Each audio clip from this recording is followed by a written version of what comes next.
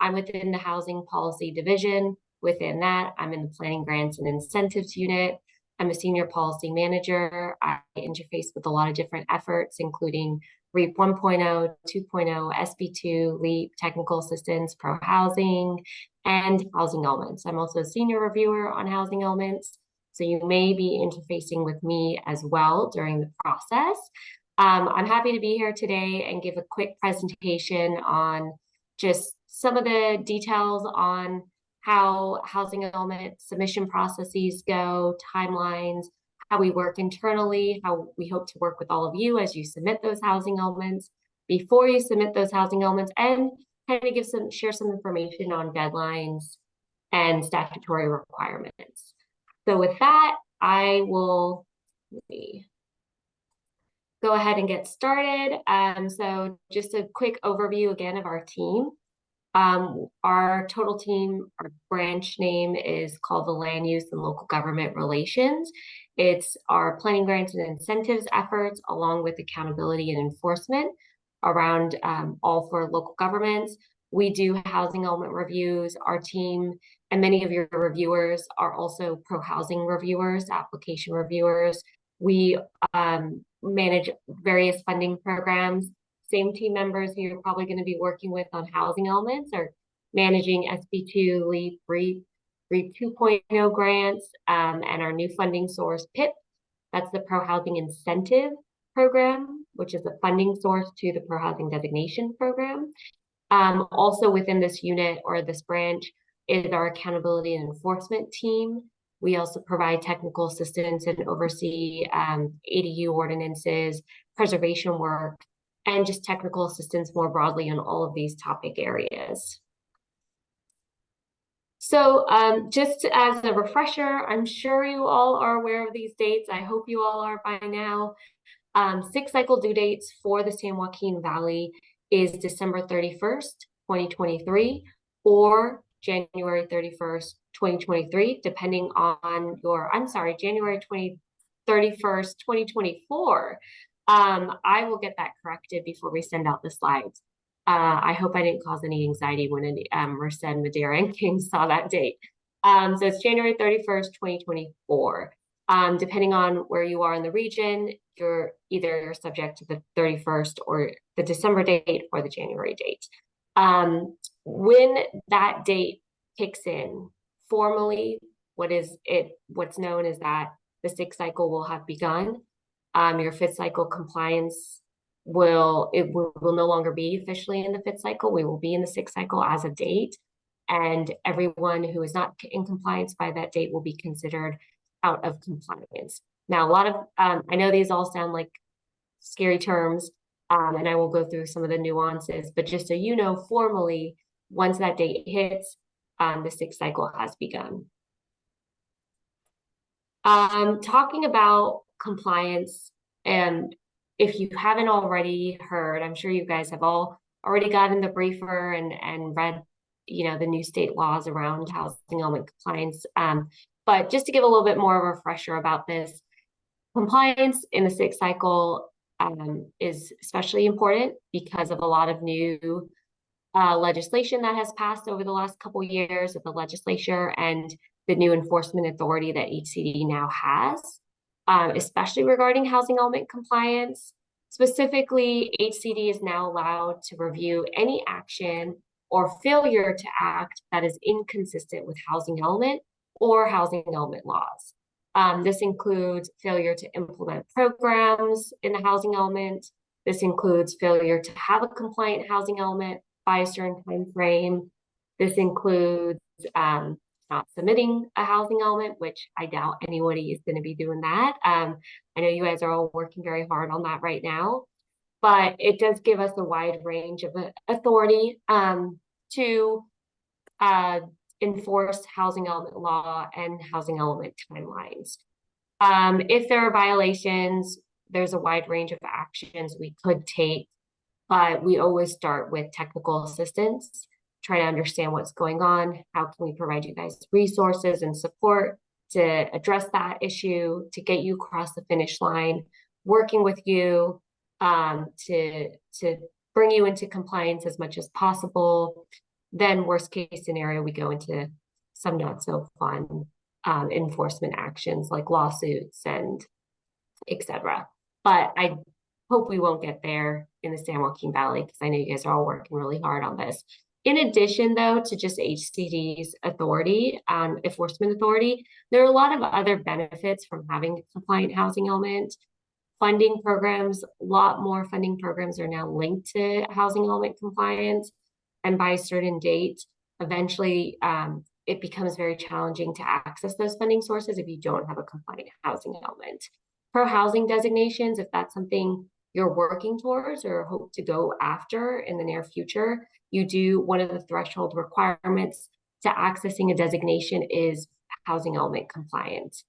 In general, if you don't have a compliant housing element, your general plan is considered inadequate. You could be faced with lawsuits, not only by HCD, but also by third parties can bring upon lawsuits. There are some financial penalties with not having compliant housing element. And also there is some nuances with rezone timelines and having a compliant housing element by a certain date, which I will go over in the next slide or in the later slides. This is just a high-level description or overview of the various programs that are tied to housing element compliance. I think we created this brochure flyer a couple years ago. So there's probably, from what I understand, a lot more programs that aren't covered here. But this just gives you a general sense of all the different programs that are tied to compliance. You'll note too that there are some Caltrans programs that are tied to compliance, as well as programs with SGC, Strategic Growth Council, and OPR, Governor's Office of Planning and Research. So because of the importance of having a compliant housing element, it's been tied to not just housing programs, but also transportation funding as well as an incentive to try to make sure that jurisdictions are working to gaining a compliant housing element. So the first thing you want to know about timelines, how your submittal works prior to submittal, how our review times work. The first thing is AB 215 of 2021, which basically put into law that the first draft, that very initial draft of your housing element, needs to be available to the public for 30 days. And if comments are received, or in general, if after the 30 days, you must take an additional 10 days to incorporate and consider any comments before submitting to HCD. So this was trying to address some issues that continuously came up during the sixth cycle, which is that jurisdictions will put out the housing element for public review concurrently with HCD's review, so not really allowing enough time or space for the public to be able to comment and look at the housing element. And so this law states that before you're submitting anything to us, you want to make sure you're putting it out for 30 days to the public, and then go ahead and submit to us. Another change that happened as part of this legislation was initially we took 60 days for review, whether it was an initial draft or an adopted draft. And now what it basically says is that for your first initial draft, so first time you submit your housing element, we do have up to 90 days to do that review. And then any subsequent drafts, including your adopted, will be a 60-day review. So this is an important timeline because I think in the past jurisdictions have been used to about a 60-day review period. But now that we have 90 days, it's a little longer.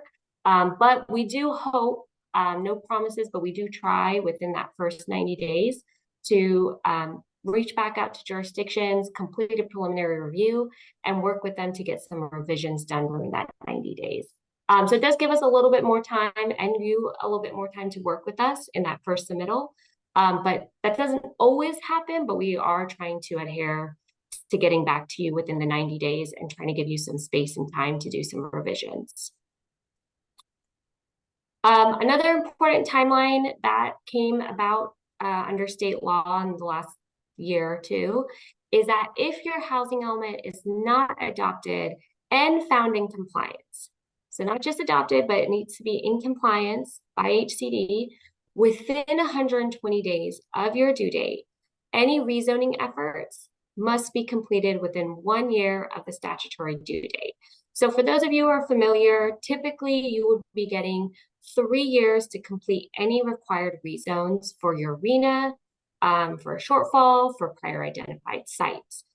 If your housing element is not found in compliance within 120 days of your due date, you will no longer have 3 years to complete that rezone. You will only have 1 year to complete that rezone. So this is especially important for any jurisdiction who has rezones. But if you also have a very large rezone program, I can imagine 3 years is going to be a lot more beneficial than only having 1 year to complete that rezone. So another add-on to this, which isn't on the slide, and I can revise and add it on later. If your housing element is not found in compliance within 1 year of the due date, we cannot fine you into compliance until your rezones are completed. So in summary, you want to try to aim to have your housing element found in compliance within 120 days of your due date, so you can maintain a 3-year rezone timeline. If you don't have a rezone, I guess that's great. But especially if you have a rezone, this will be an important 120 days time frame. And if for all jurisdictions, you want to make sure to try to get your housing element in compliance 1 year no longer than 1 year after the due date. Otherwise, we cannot fine you into compliance until your rezones are completed. Keep in mind too that aside from the rezone timelines, like I went over in the past slides, these the different incentives and consequences of housing element compliance will start kicking in. So it's not just about making sure you have enough time to do your rezones, or if you have a rezone or not, but also regardless of those, your ability to access funding for housing designations, to make sure that you're not caught up in any kind of lawsuits, make sure that your general plan remains adequate, will also still be a big factor in making sure you are able to achieve housing element compliance within a reasonable time frame. But those are the specifics on timelines. So right now, like I said, half of the region is due December 31st, 2023, so end of this year, and a couple parts of the region are due January 31st, 2024, a month afterwards. And right now, the submittal rates, we've received about, I think the number is 26 initial drafts from the San Joaquin Valley across the valley. And there's a total of 70 jurisdictions in the valley. So 37% we've at least received an initial draft. So that's a good start. But we have not received an initial draft from 63% of the valley. By county, for those who have submitted, most of the drafts that we've received is from Fresno County, or COG, and other areas, other counties are following suit afterwards, with Kern submitting more or second to most initial drafts after Fresno. So with that being said, before I even go into like what to expect with our timelines, I do want to make sure that the Valley knows what's available to them on resources. If you're struggling to get your draft in, if you're concerned about these timelines, HCD does have a huge array of services and TA available to you through our own staff to kind of help work through any issues that you're going through, to have informal calls prior to submittal to talk about some of these situations and brainstorm and find ways to address them so we can get you guys across the finish line in a reasonable time frame. So we've been doing a handful of in-person site visits in the Valley. We visited Merced, we visited Lodi. I think there's another place, Visalia. And so if you would like to have us, we're happy to join virtual. We also have been doing virtual site visits. We're happy to come travel out to your jurisdiction, to your region, and talk in person and help you through any issues. We also can do TA meetings prior to your submittal. If you just want to give us a primer of what's going on, ask questions, get some clarification, we're available to do that. You do have, every single county does have point of contacts as well within our staff. So these are individuals, our staff, our reviewers, who are assigned to your county. Hopefully you will be seeing them during the review process as well. but they're a single point of contact that you can reach out to at any time to ask questions on the submittal process, to set up a TA call, quick clarification questions on a particular issue area. These are all the names on a per county basis. I don't have the emails listed here, but I can make those emails available as well if you would like to reach out to your point of contact and start building that relationship.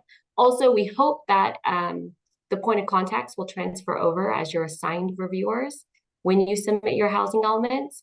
But it also does depend on capacity and the workload of that point of contact. But we are trying to create some kind of consistency between who you're working with TA and when you submit and who's going to be reviewing your housing element. Going back to here, we have a lot of other resources that are available to help you guys through this process. They're available now, so don't be shy to use them.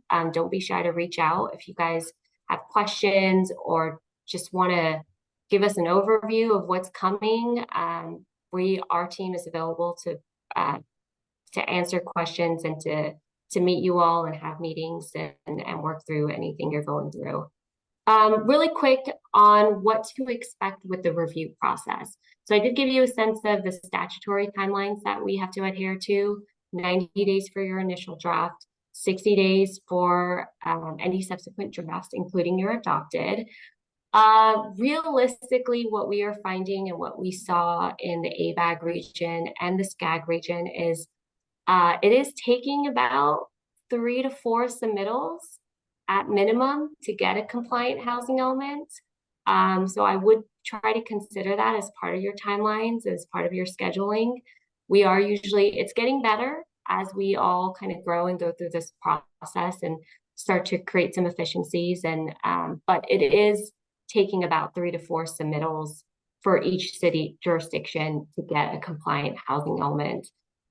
We saw that in the 6th cycle, the number of revisions, the number of rounds of review have gone up per jurisdiction, and naturally the number of findings letters that we've issued per jurisdiction have gone up quite a bit. We will try, and we continue to try to facilitate revisions during your statutory review periods, so we can try to shorten that letter and get you as close to the finish line as possible. But it also is dependent on our time, our capacity, and our workloads. And we also are still finishing up with the SCAG and ABAG region at the same time. So there's a little bit of convergence happening between San Joaquin Valley and especially ABAG's rezone timelines.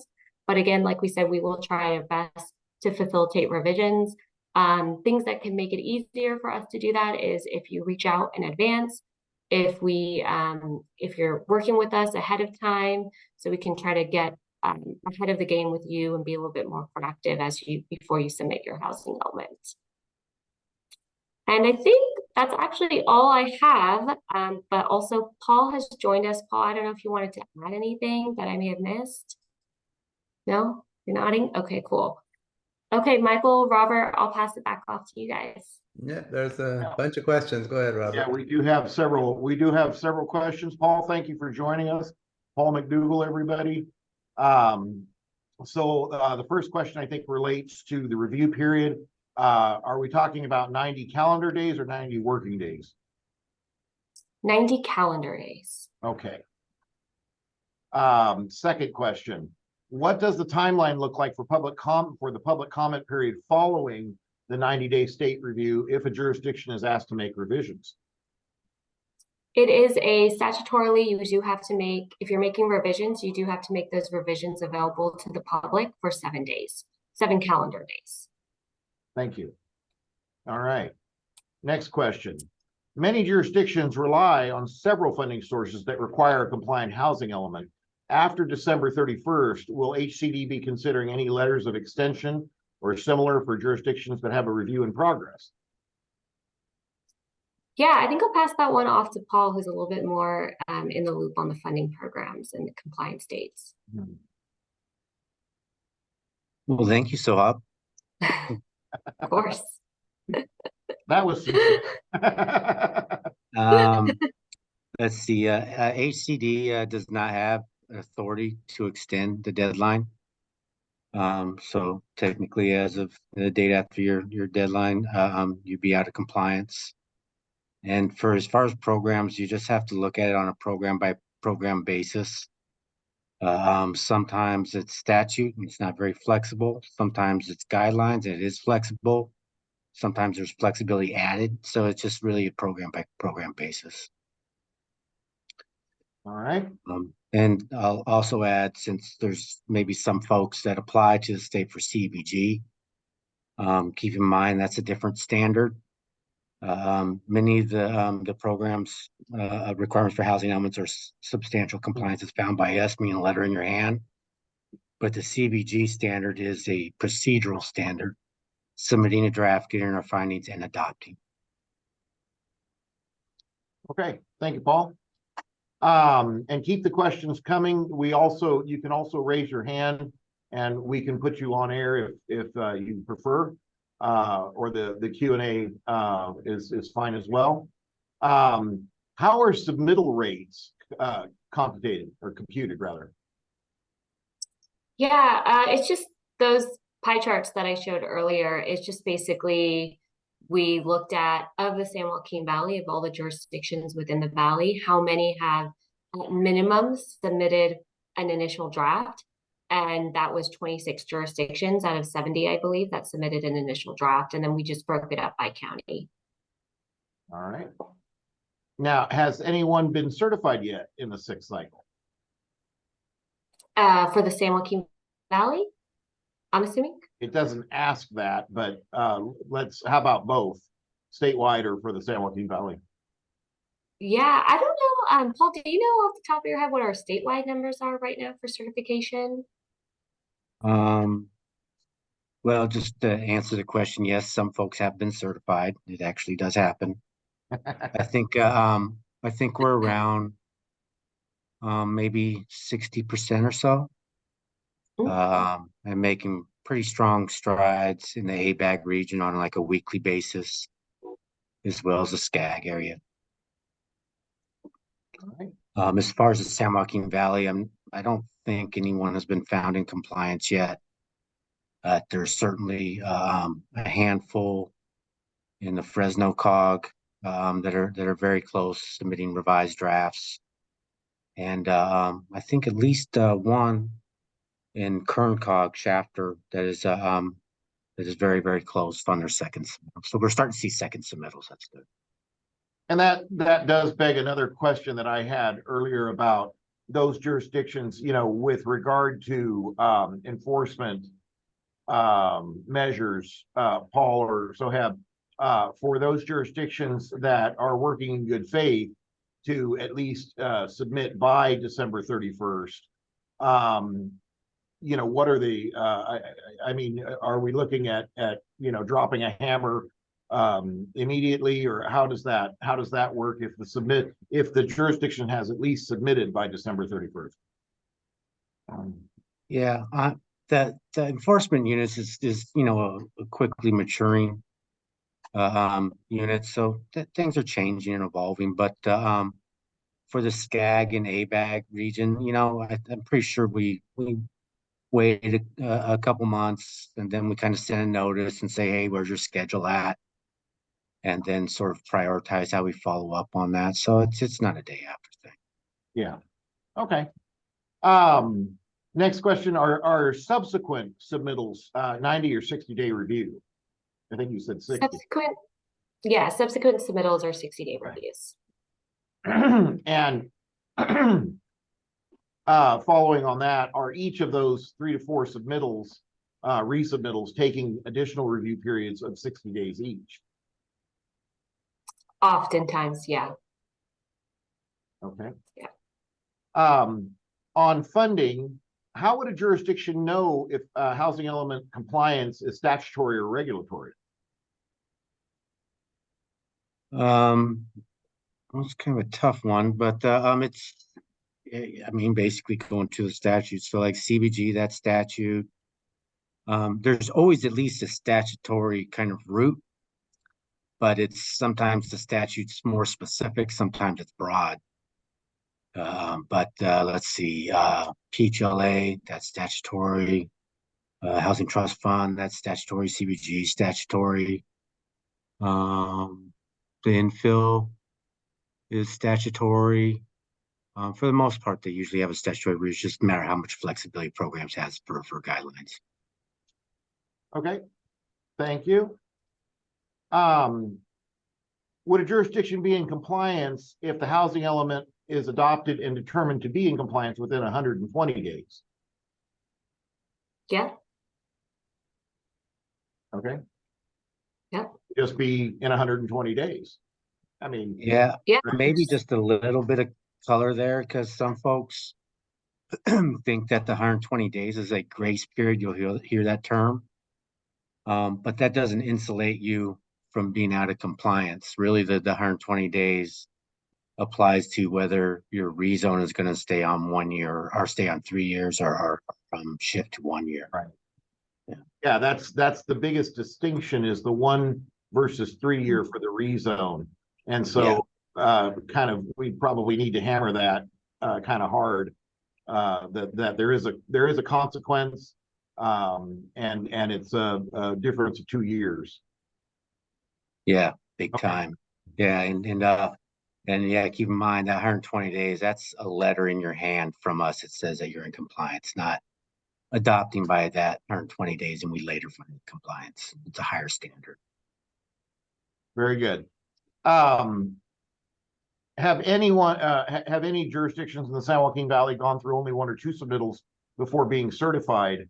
3 to 4 submittals is cost prohibitive for smaller communities. We're just sort of in the midst of that right now. We're just starting to see second submittals. We really are trying our best to try to do preliminary reviews early in the 60, to hopefully get that second submittal as close as possible. We recognize that the multiple submittals is not a good outcome. It's just, you know, unfortunate with all the new laws. The laws changed every year since we saw you last. But we are doing our best to kind of reduce those costs. Okay, thank you. In the San Joaquin Valley, what areas of the housing element have reviewers been seeing the most revisions needed, or has it varied by jurisdiction? It varies. I would say statewide, you know, where we see a lot of more attention is around non-vacant sites and fair housing and programs. But that plays out a little bit differently in the San Joaquin Valley. Not as much reliance on non-vacant sites, for example. So no clear trends at this point. Okay. I will say that in the San Joaquin Valley, you know, we're going to be pretty focused on specific programs around farm workers, and so we've been making that finding as well as on the analysis side. But yeah, no real clear trends at this point in time. All right. Next question. It seems that most jurisdictions assumed that since the zoning had 1 year if late, that the jurisdictions are urgently trying to hit a year after for certification and zoning. Is HCD taking that into account? I'm not sure what that one means. Can you?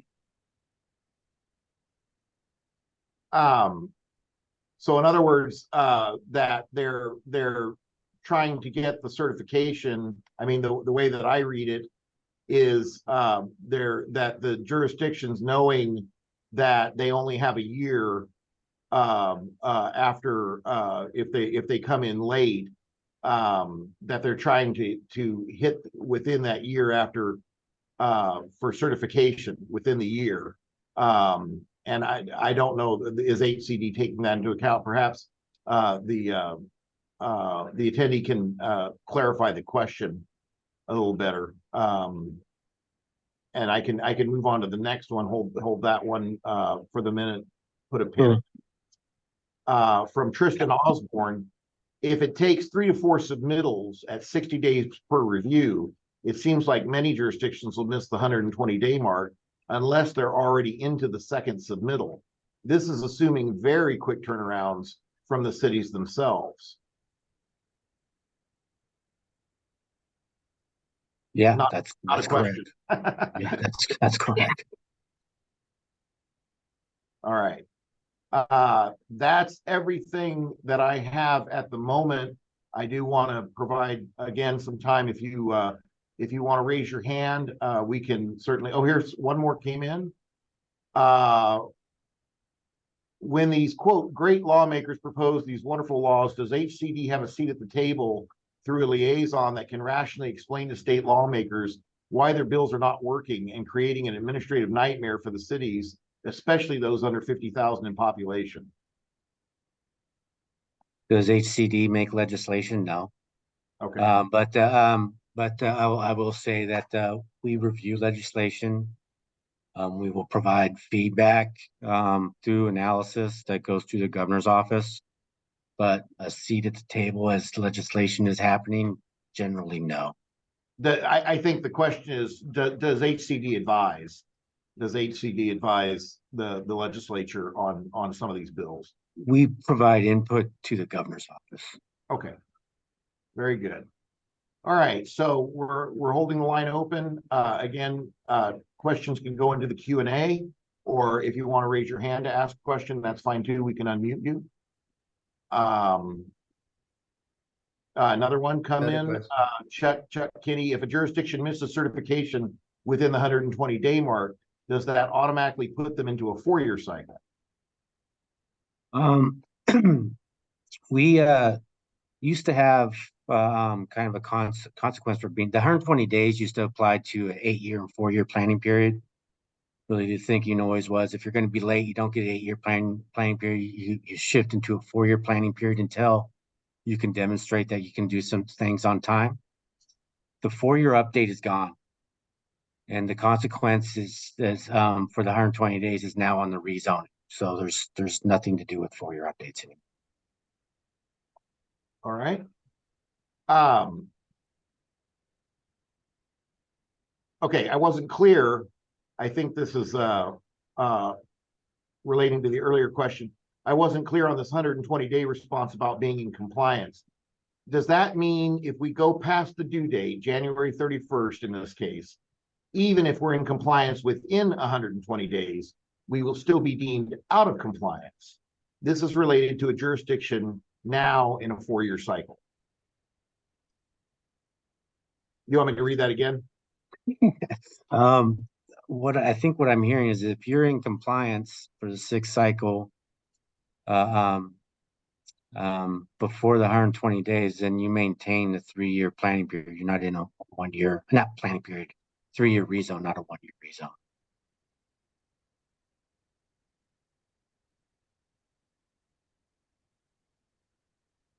If we go past the due date, January 31st, even if we're in compliance within 120 days, we will still be deemed out of compliance. No, you're in compliance. I hope I'm not misunderstanding that. I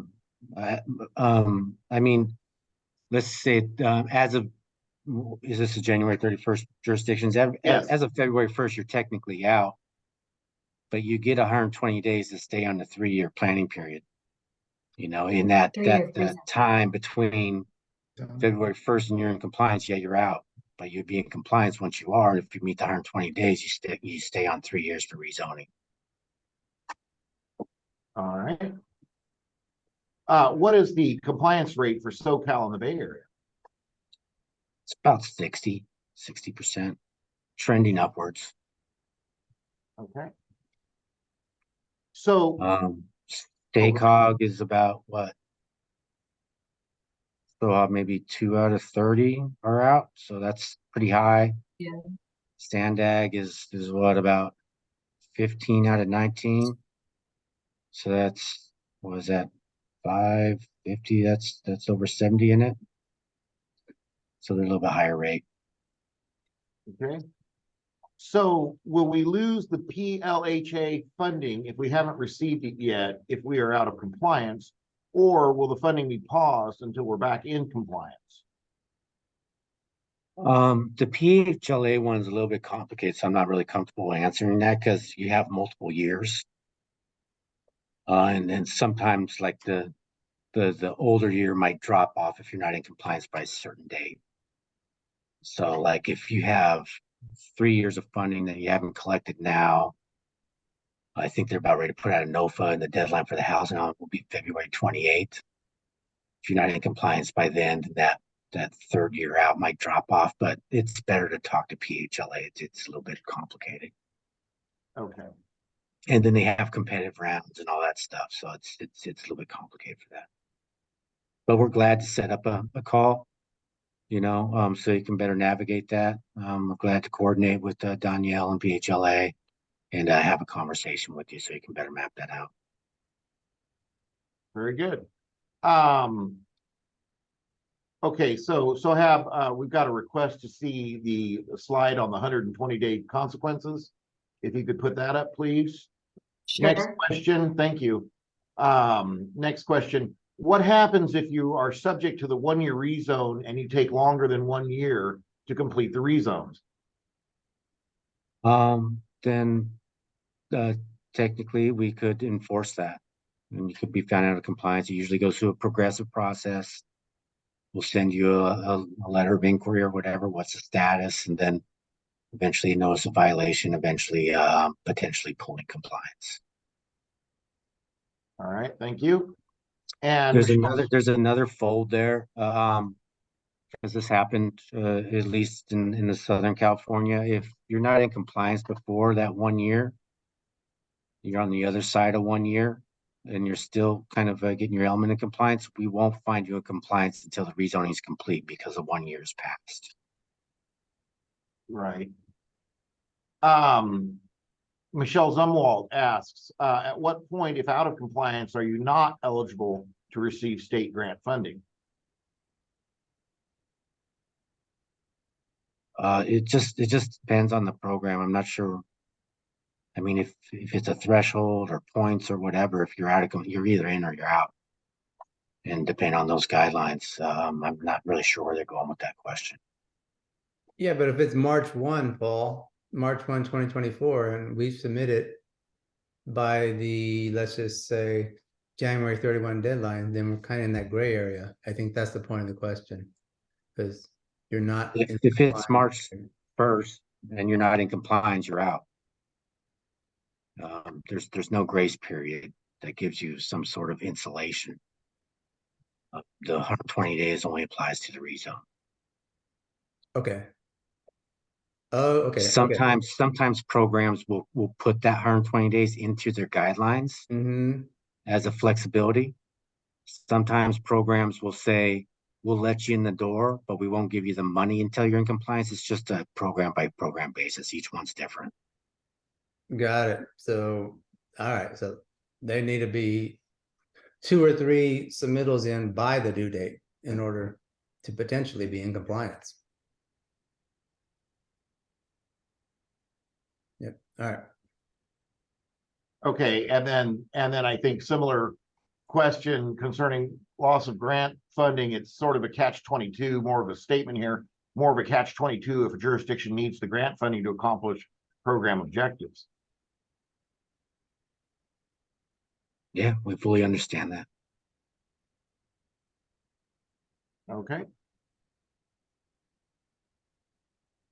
All right. So,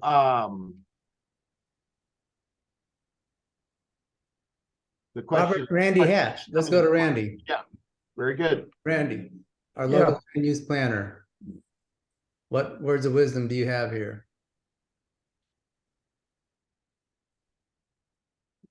Just start it and do it as best you can. I think the important thing is you need to apprise your decision makers in the community in general upon the various consequences of not coming to some kind of a conclusion in your housing element in terms of your programs and timelines for that. I think it's very important to try to get your decision makers on board. And it may mean that you have several working sessions with those decision makers in order to explain the process and then have them make decisions. I mean, that's what they're elected or appointed to do. Now, the big wild card is what kind of a public input process you have in your community and whether it's subject to a lot of conflict. That's what's going to blow your timeline out the window, is if you've got some group or groups that are refusing to participate or to participate productively in coming to a program that can be incorporated and certified. If you just say, no, we're not going to rezone this for multifamily, or no, we're not going to have any affordable housing in this part of our community, that's going to have consequences. And maybe that means that your decision makers are just going to have to step up and say, no, we're not going to prevent affordable housing in this part of the community. That is something we don't want to do. The citizens as a whole generally don't want that to happen.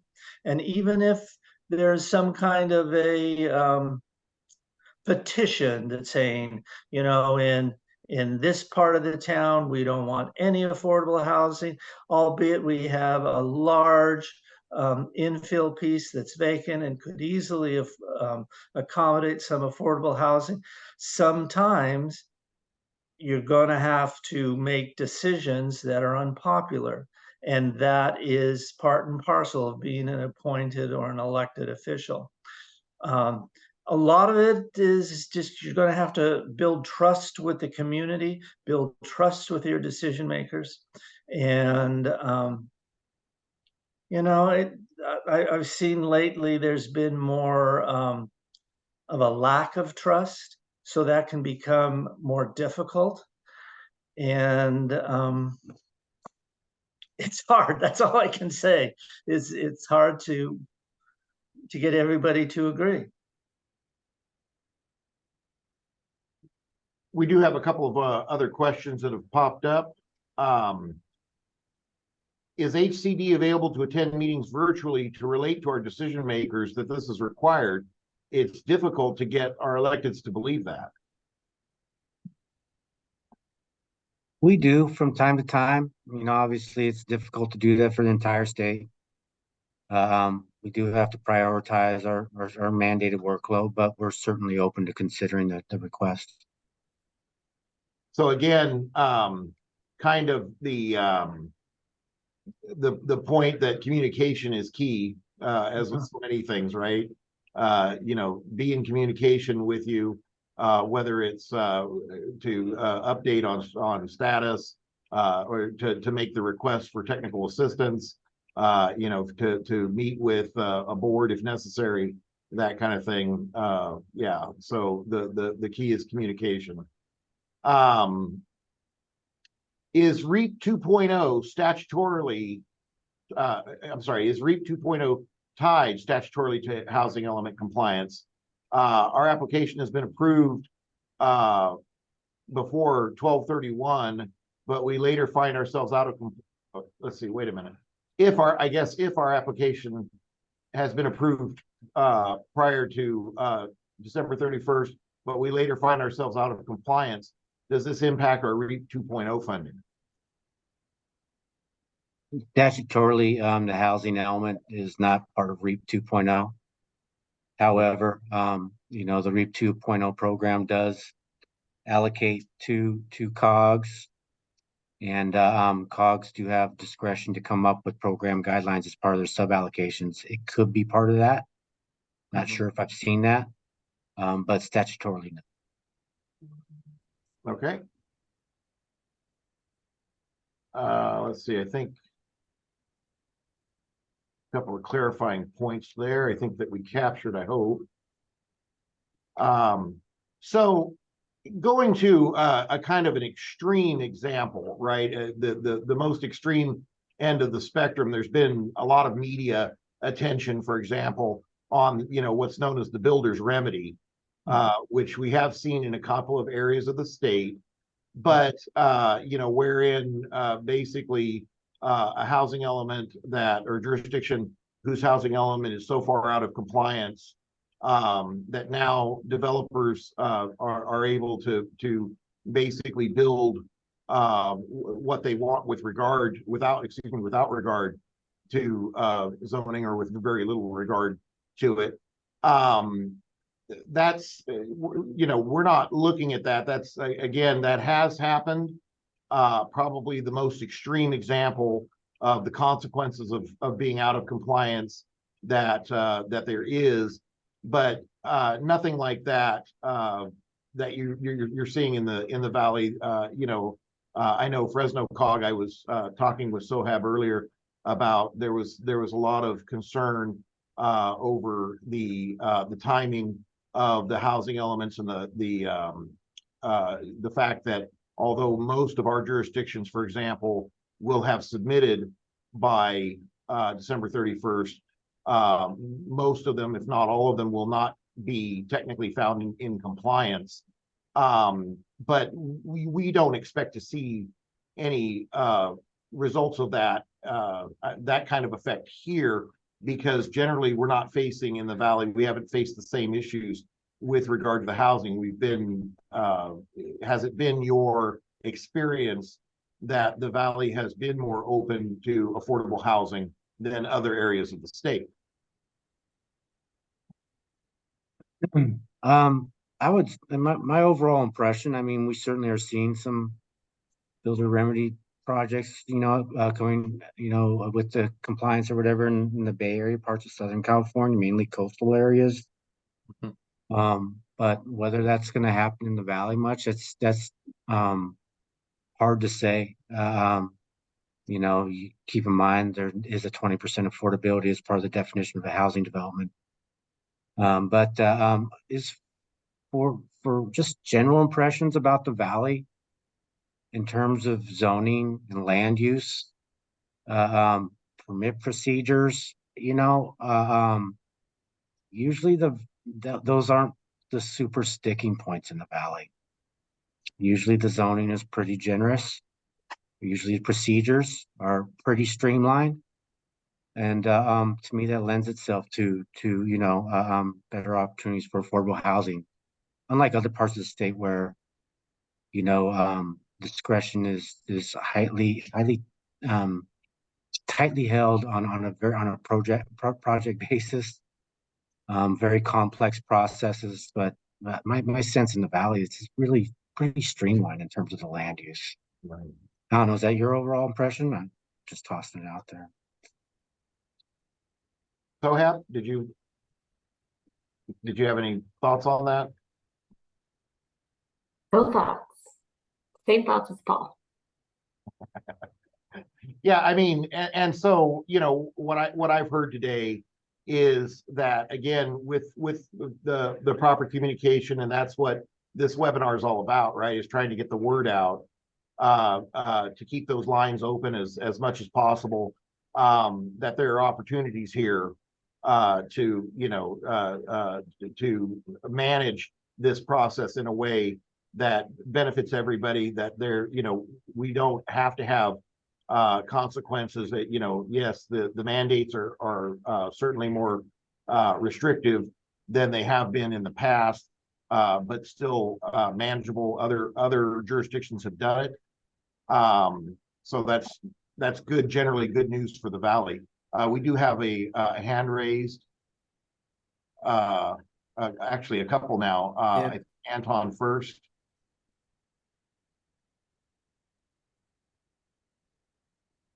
Go ahead, Anton. Yeah, you can unmute yourself, Anton.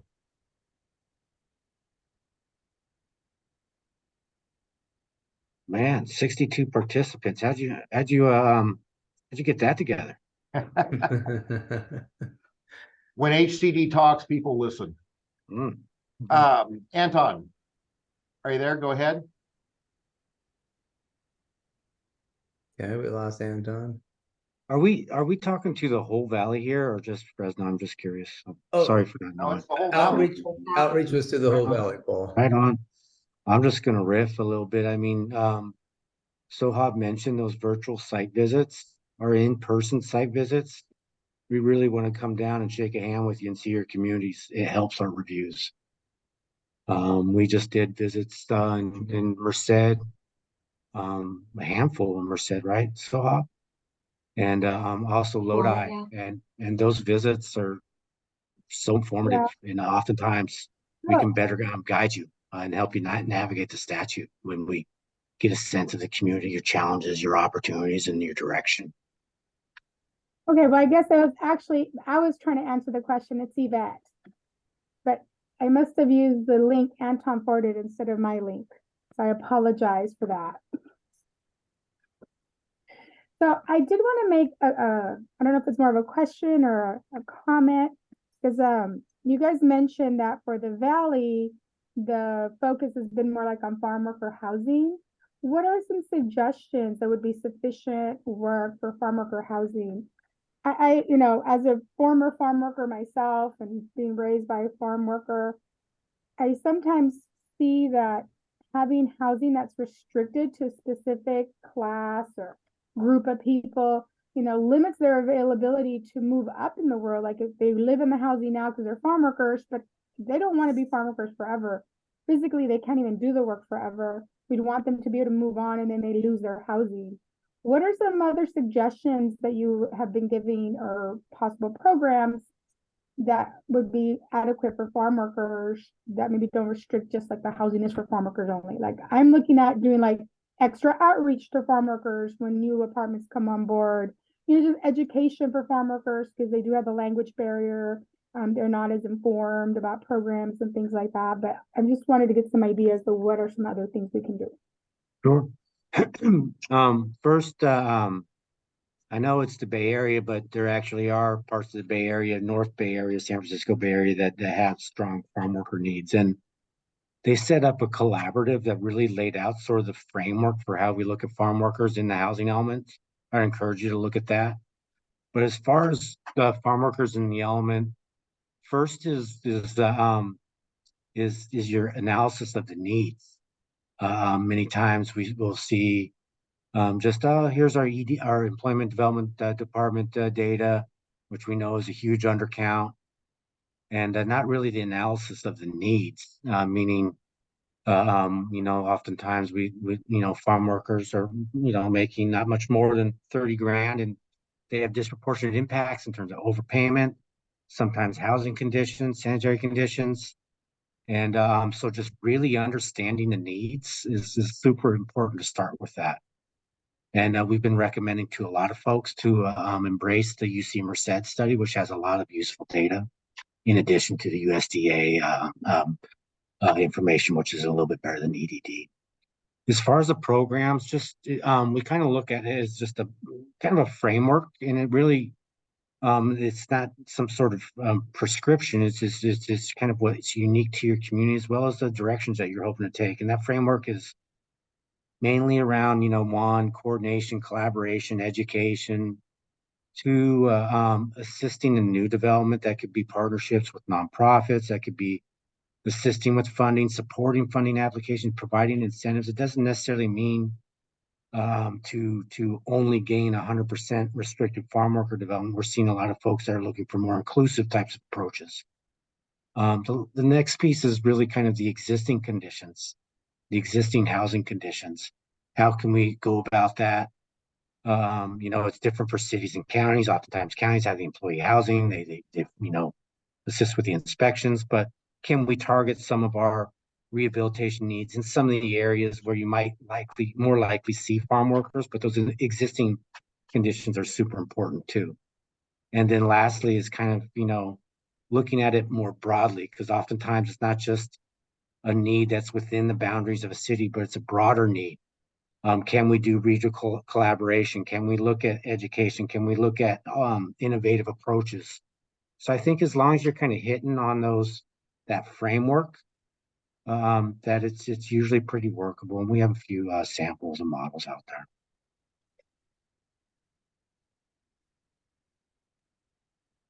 We do have a follow-up question on that. This is a great question. during outreach, farm workers did not want housing on or near the farm. They prefer housing in the city near resources such as medical offices and commercial retail. Who are you talking to in that community? Because our farm workers in this part of the valley strongly push back against that. We see both. You know, we do see, you know, some farm workers looking on towards the city where the amenities, where the services are. But then depending on the operation, sometimes we also still see employee housing. They're near closer to the job. So we kind of see a split there. But we are certainly seeing a trend kind of away from you know single unaccompanied farm workers, more towards families, more towards permanent. And you know that might be where you know we're trying to you know promote more towards the cities, but I think a balanced approach is super important here, not just an absolute. Okay, and to cap us off, I think this will have to be the last question. Had to join late, so I apologize for if this question's already been answered, but what's the deadline? Excuse me, what's the timeline for compliance after the December 31st deadline? And this is that 120 days, right? Is the Yeah. Yeah. I mean, the timeline is as soon as possible. Yeah, but again, they're not in compliance after December 31. Right. Yeah. Okay, so that's gonna have to wrap it up. We are right at 2 o'clock. Mike, I'll turn it back over to you. Thank you all for attending. Yep. So again, HCD is co-hosting another workshop, this one on pro housing on November 28th. So I put this in the chat during this webinar and we'll get it out to the Valley as well. So besides that, we thank you for joining us and we'll see you again soon. Thank you for having us co-host this HCD. And once again, on behalf of the San Joaquin Valley REAP program, thank you for joining us. Yep, thanks Thank for you coming. all. Thanks for the invitation. Yeah. Bye. Bye-bye.